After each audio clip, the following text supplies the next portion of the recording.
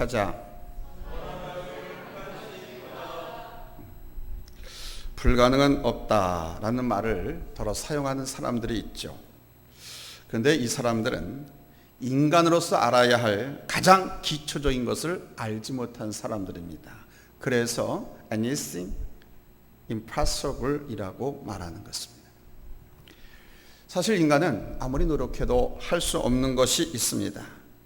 아무리 생각해도 답이 안 나오면 머리가 터질 것 같죠. 어떤 사람들은 이 압박을 이기지 못해서 그걸 잊으려고 술을 취하도록 맞습니다. 어떤 사람들은 마약까지 한대요. 경기가 나빠지면 소주하고 막걸리가 많이 팔린다고 합니다. 술에 취해서 한순간이라도 문제를 잊고 싶어서이겠죠. 어떤 사람들은 자포자기하고 세상을 포기하는 사람도 있습니다. 내 사전에 불가능은 없다라고 큰소리쳤던 19세기 영 나폴레옹. 이 나폴레옹도 모스크바를 점령한 다음에 텅 빈 그 모스크바 시내를 바라보면서 거기서 더 이상 자기가 아무것도 할 수 없다는 것을 발견하곤 아주 처참하게 실패하고 말았습니다. 서양 사람들은 아무리 생각해도 답이 나오지 않을 때 잠시라도 그 문제를 잊어버리려고 술을 퍼마십니다. 그러나 내가 잠시 잊었다고 해서, 술에 취했다고 해서, 내가 잠을 잔다고 해서 그 문제가 없어지냐? 여전히 그 문제는 도사리고 있는데 말이죠. 그러나 여러분, 술로 또는 다른 약을 이용해서 잊으려고 하는 것보단 죽을 용기로 살면 길이 있습니다. 한번 따라서 합시다. 죽을 용기로 살면 길이 있다. 우리 그리스도인들은 아무리 생각해도 답이 나오지 않는 문제를 만났을 때 어떻게 해야 되느냐? 오늘 우리가 읽은 말씀이 이 질문에 해답을 주고 있습니다. 첫째, 아무것도 할 수 없을 땐 하나님의 약속을 생각해내십시오. 야곱은 아무리 생각해도 해답이 나오지 않는 어려운 문제 앞에 놓이게 되었습니다. 야곱은 20년 전에 아버지와 형을 속이고 형이 받을 축복을 가로채고 형의 분노를 사서 야밤 도주했죠. 멀리 외삼촌 라반의 집으로 도망을 쳤습니다. 그런데 외갓집에서 사는 것도 쉽지 않았습니다. 왜냐하면 이 외삼촌은 돈밖에 모르는 사람이었기 때문입니다. 자신의 조카를 이용해서 부자가 되려고 했습니다. 천신만고 끝에 그 외삼촌 집을 탈출해서 이제 고향으로 돌아가려는데 20년 전에 분노를 샀던 형 에서가 걱정이 됐습니다. 20년이 지났는데 아직도 형이 분노를 품고 있으면 어떡하지? 그래서 미리 사람을 보내서 형 에서의 동정을 살피게 했습니다. 그런데 형이 무장한 40명의 사병을 거느리고 야곱을 맞으러 온다는 소식을 먼저 들었습니다. 양떼와 소떼 어린 자녀들과 함께 가는 길인데 에서의 400명 사병들, 이거 어떻게 당합니까? 당할 수가 없습니다. 겨우 외삼촌 집에서 해방됐는데 이제 모든 것이 끝날 수밖에 없는 그런 상황에 처하게 된 것입니다. 야곱은 그 엄청난 어려움이 닥쳤지만 자신의 힘으로는 할 수 있는 것이 아무것도 없었습니다. 그러나 야곱은 그 사실을 잊기 위해서 천막에 들어가서 밤이 새도록 술을 퍼마시거나 포기하지 않았습니다. 여러분, 아무것도 할 수 없을 그때 야곱이 뭐 한 줄 아십니까? 하나님의 약속을 생각해냈습니다. 내 힘으로 아무것도 할 수 없을 때 사람들은 포기하죠. 그러나 우리 그리스도인들은 할 일이 있습니다. 뭐 해야 되느냐? 하나님의 약속을 생각해내야 됩니다. 하나님의 약속을 내 삶의 현장에서 예배드리거나 기도할 때 주셨던 그 약속을 캐내야 됩니다. 하나님의 약속을 생각하면 바로 절망 중에서 희망을 볼 수 있고 어떤 어려운 순간도 견뎌낼 수 있는 용기, 힘을 받기 때문에 그렇습니다. 야곱은 하나님의 약속을 생각했습니다. 오늘 보면 12절 말씀, 이 약속입니다.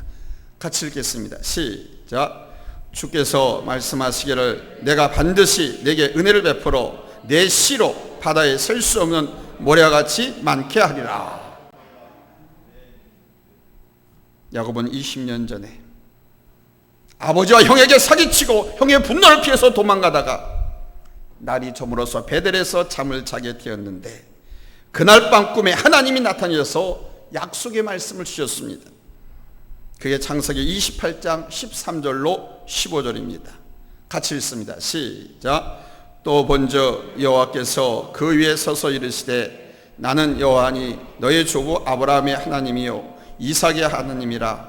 내가 누워있는 땅을 내가 너와 네 자손에게 주리니 네 자손이 땅에 티끌같이 되어 내가 서쪽과 동쪽과 북쪽과 남쪽으로 퍼져나갈지며 땅의 모든 족속이 너와 네 자손으로 말미암아 복을 받으리라. 내가 너와 함께 있어 내가 어디로 가든지 너를 지키며 너를 이끌어 이 땅으로 돌아오게 할지라. 내가 내게 허락한 것을 다 이루기까지 너를 떠나지 아니하리라 하신지라.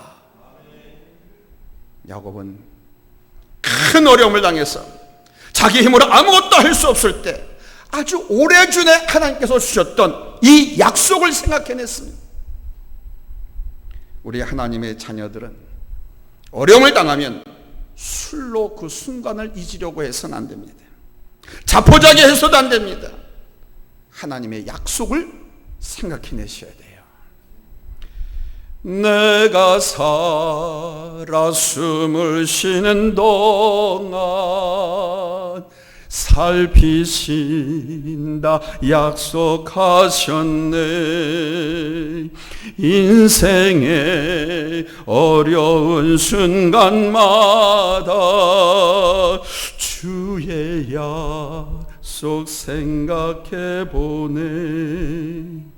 내 맘속에 믿음 잃지 않고 말씀 속에 위로를 얻네. 주님의 도우심 바라보며 모든 어려움 이기도다. 흘러가는 순간순간마다 주님 약속 새겨봅니다.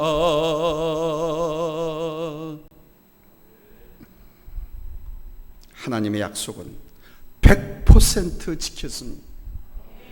그러나 우리 사람들은 약속하고 잊어버리기 때문에 그 약속을 지키지 못합니다. TV 한 프로그램에서 건망증 대회가 열렸습니다. 근데 저 광양에 산 한 젊은 엄마가 1등을 차지했습니다. 어떻게 해서 1등을 차지했느냐? 하루는 이 엄마가 대형마트에 쇼핑을 가면서 어린 아이를 데리고 갔습니다. 유치원 다니는 아이를. 잠깐 쇼핑을 하고 나서 이 아이를 데려다 줄 생각으로 쇼핑을 간 거예요. 그런데 쇼핑을 다 하고 집에 와서 하루 종일 시간을 다 보내고 오후 저녁 때쯤 아이가 유치원에서 돌아올 시간이 됐는데 아이가 안 오는 거예요. 이거 어떻게 된 거지? 이 녀석이 왜 안 와? 가만히 생각해 봤더니 아침에 자기가 마트에 갈 때 아이를 데리고 가서 거기다 놔두고 왔다는 거 이제 생각해낸 거예요. 그래서 빨리 차를 몰고 가서 그 아이를 찾았는데 가봤더니 이 아이가 어디 있었느냐? 엄마가 너 여기 가만히 있어. 엄마가 얼른 물건 사갖고 너 데리러 올게. 한 그 쇼핑센터 앞에 여전히 하루 종일 지켜서 있었던 겁니다. 사람은 약속해놓고 잊어버립니다. 그런데 우리 하나님은 당신이 한 약속을 잊은 적이 없습니다. 이거 두 번째 대지입니다. 우리가 하나님께 한 약속을 지킬 수 있게 하나님은 도와주신다는 사실입니다. 아브라함에게 아들을 주시겠다는 약속을 25년 동안 기억하셨다가 그 약속을 하나님은 지키셨습니다. 75살 때 아들을 주겠다고 약속하시곤 25년이 지나서 100살 때 아들을 주셨습니다. 그 아들이 누굽니까? 이삭이죠. 아브라함의 아들이 누구예요? 이삭입니다. 하나님은요, 한 번 약속하시면 절대로 잊어버리는 일이 없습니다. 사람들은 약속해 놓고요, 요 욕심 때문에 잊어버립니다. 외면합니다. 로또 당첨되면 친구나 친척들에게 절반씩 주겠다고 말합니다. 근데 진짜 당첨되면 절반이 무슨 절반? 10분의 1도 안 주려고 합니다. 내가 언제 절반 준다고 했느냐? 그렇게 말합니다. 하나님 축복해 주시면 내가 하나님 성전권 축하하는데 얼마를 드리겠습니다. 하나님 축복해 주시면 선교제 내가 교회를 하나 세우겠습니다. 왜? 선교제 2천만 원에 3천만 원은 교회 하나 세우니까. 근데 하나님께서 축복을 해 주셔요. 근데 이 약속은 잊어버리고 도망갑니다. 근데 도망가는 것을 보면 잊어버린 게 아니고 그 헌금을 약속한 걸 하기 싫어서 다른 핑계를 대고 도망가는. 형제간에도 소송이 붙은 사건이 있습니다. 뉴스에 많이 나오죠. 형이 사업할 때 동생이 그 사업에 투자하고 같이 회사를 운영했습니다. 회사가 잘 됐습니다. 번창했습니다. 수천억 원의 재산이 형성됐습니다. 형은 동생이 돈을 빌려주었으니까 그 원금에다 이자를 쳐서 주겠다라고 말했습니다. 근데 동생은 아니 무슨 소리예요 형? 내가 언제 돈 빌려줘서 투자했지. 투자했으니까 이 회사 이익의 절반을 나한테 줘. 무슨 소리야? 원금에다 이자만 주면 되지. 아니야 반은 줘. 형이 안 주겠다고 버티니까 동생이 형한테 소송을 걸었습니다. 이렇게 사람들은 욕심 때문에 약속을 지키지 않고 왜곡합니다. 그러나 하나님은 그분의 자녀들인 우리들에게 아까운 것이 없기 때문에, 즉 하나님 욕심 때문에 약속을 못 지킨 일은 없다는 겁니다. 또한 사람들은 능력이 없어서 약속을 못 지키기도 합니다.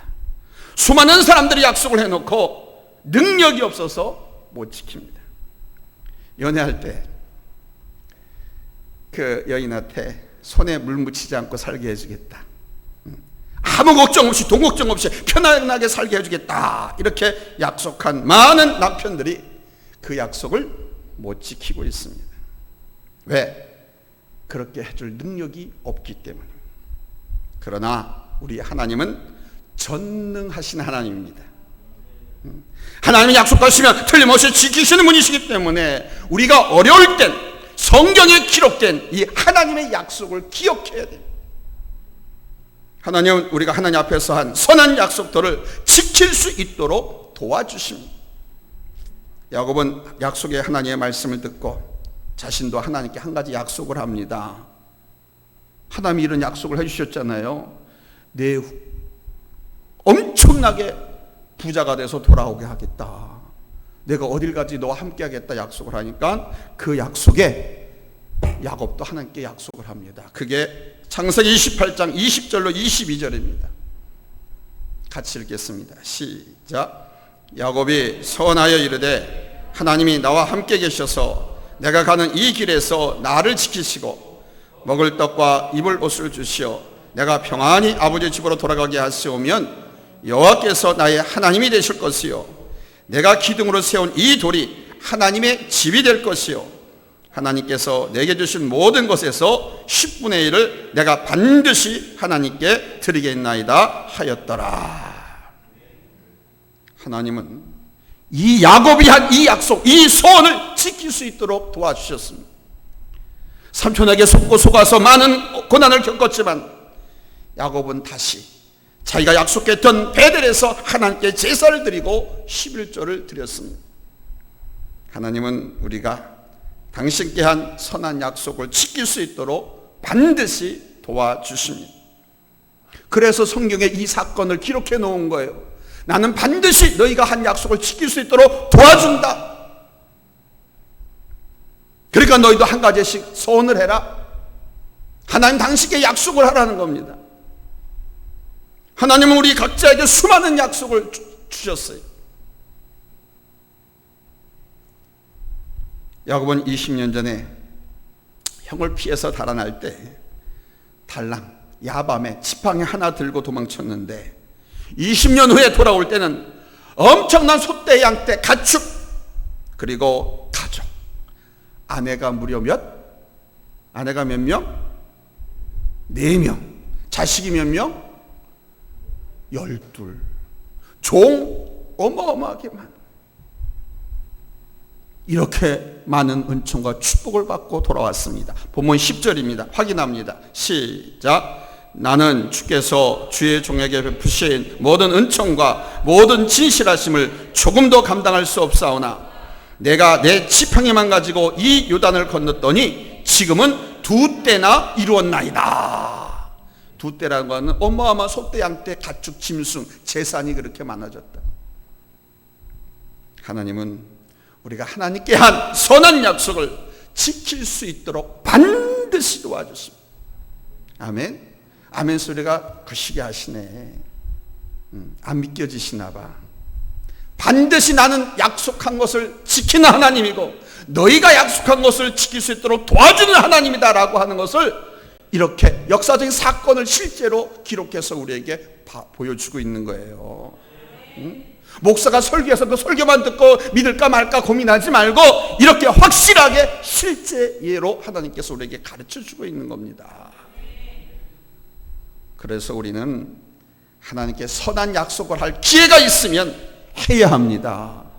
여러분 그런 얘기 많이 들었죠. 예배식이나 부흥의 시간마다 부흥 강사들이 뭐 소원하세요, 뭐 약속하세요 하면 기회 놓치지 말고 다 하라고 하잖아요. 그거 한 거 지킬 수 있도록 하나님께서 역사하신다고 해요. 아멘. 그러니까 믿음 없는 사람들은 안 해요. 입 다물고 있고요.